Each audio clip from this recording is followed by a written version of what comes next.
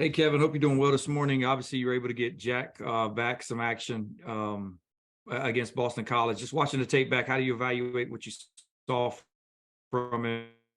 Where is he at physically right now? Well, I thought he did a good job in his limited amount of minutes. Obviously, his conditioning is nowhere where we want it to be.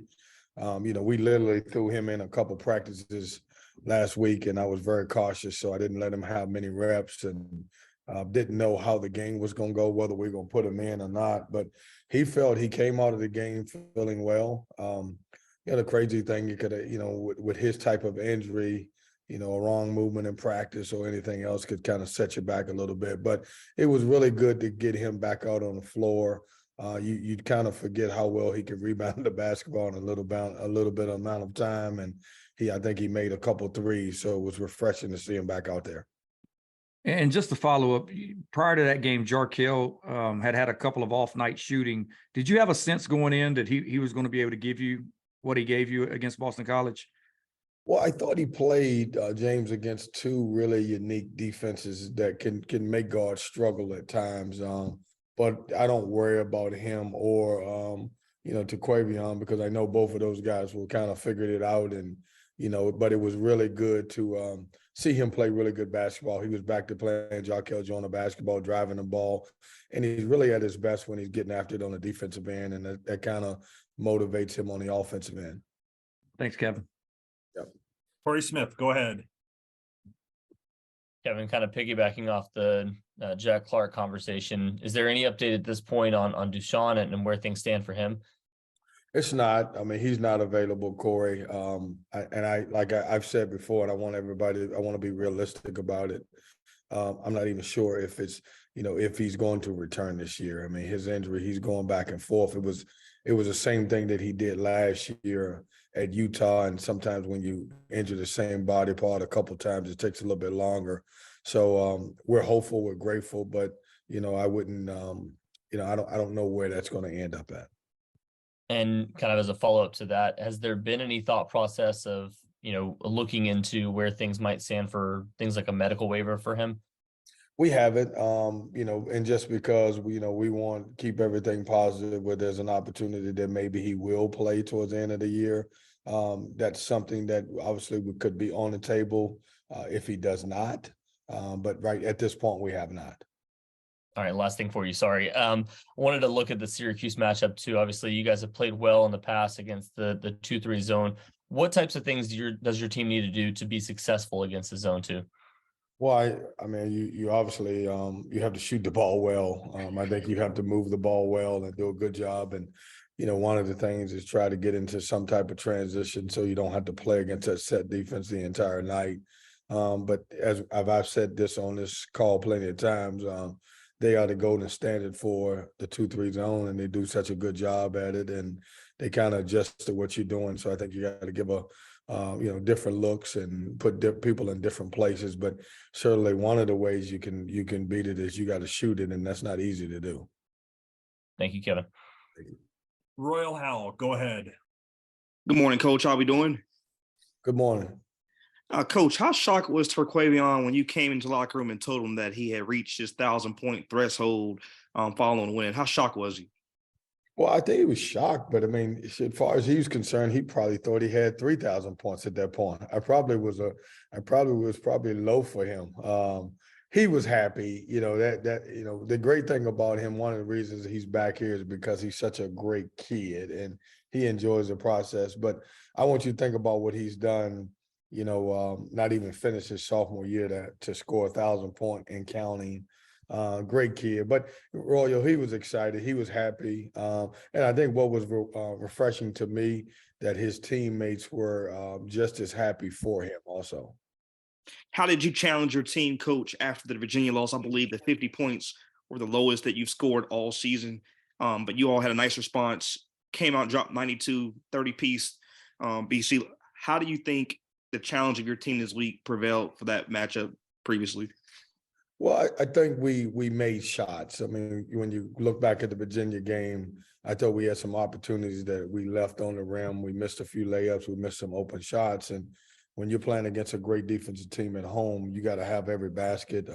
they do such a great job of controlling tempo that you're not going to score a lot of points against those guys. And I thought our guys bounced back. We just had to get focused and lock in. And, we were going into the BC game playing against a very good team who had just won at Virginia Tech. And so it didn't take a lot for me to have to get them back focused because they knew obviously how good BC could be.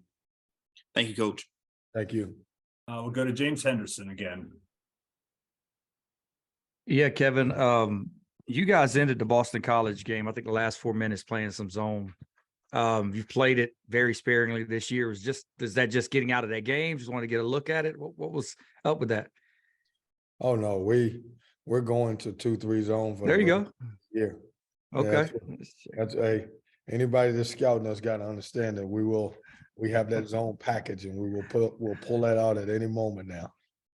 Well, I wanted to ask you because Synergy has you guys in zone this year. Teams are 1 for 14 against you from the field. Well, So- and no disrespect of Synergy because we do a good job, but we have not played 14 possessions of zone. Okay, there you go. And I'm not. Hey, I understand a lot of people get paid a lot of money to make those, but we have not played 14. So whatever that was, matter of fact, I'm gonna go back and have my video guys pull that. I want to see what 14 possessions they have us in. Yeah, Appreciate it, Kevin. thank you. We'll go to Luke DeCock. Hey, Kevin, I just want to follow up on Dushan.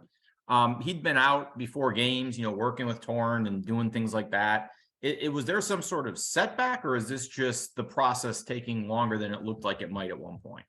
Well, it's different, Luke. Sometimes it depends on the game. Sometimes he'll get a workout in early in the day and not at the game time situation. But he's been, we've been very careful with him. It just depends on the workload that he's had a couple of days leading up to it. So it's not so much that game, pre-game workout that you always see him in is going to always happen. It may be, maybe a day off for him. But it's a challenge, because he's working really hard as anyone that I've ever had to try to get back from an injury. And I certainly hope it happens for him.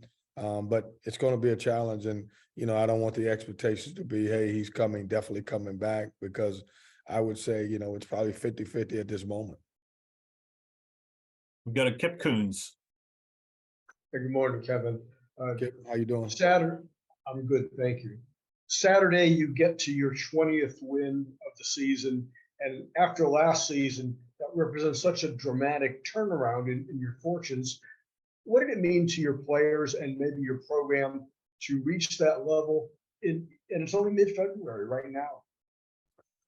Kip, I've said this, these guys do all the heavy lifting as coaches. Obviously, we try to, put people in the right spots. But I'm happy for our guys. I'm happy for our guys in general. But when you look at the guys that was on last year's roster, I'm really excited for them. They didn't deserve that. Taquavion Smith coming in as a freshman, had won 3 state championships. And we had been pretty successful with our first losing season, as a program under me. And for, Taquavion and Casey Marcel and E.B. Dewana, Breon Passers on that team, Greg Gann and Ernest Ross, that meant a lot to those guys. And then, for the transfer guys, to come in and be such an impact, I was just happy to see those guys smile because of the accomplishments that they've had. And, getting to, the end February, 10 wins and 20, overall wins, I think that's special for those guys. Obviously, we still have a lot of work, and I don't think anybody's satisfied with just that, but it was rewarding for those guys. All right, and the final question is from Rob McLam, who is driving, so I'll read it for you. If you can, please ask Kevin about the value of Casey Marcel's steadiness that he brings to the team. Man, Casey Marcel's been great. You know what? When I realized that Casey Marcel has been really good, man, and he's such an unbelievable kid. They booed him at UVA. I couldn't believe that. They booed my guy at UVA. He has been really, really, really good for us. And probably, our most steady player that we've had, consistent. He never gets too high, never gets too low. He does a tremendous job of playing off of those guards, Jarkel and Taquavion, and running the corner, getting threes, and been very valuable. And I don't talk about as much how, good he's been defensively because his offense is taking off so much, but he's also been really good defensively too. And he's been a great kid and an unbelievable person to have in our program.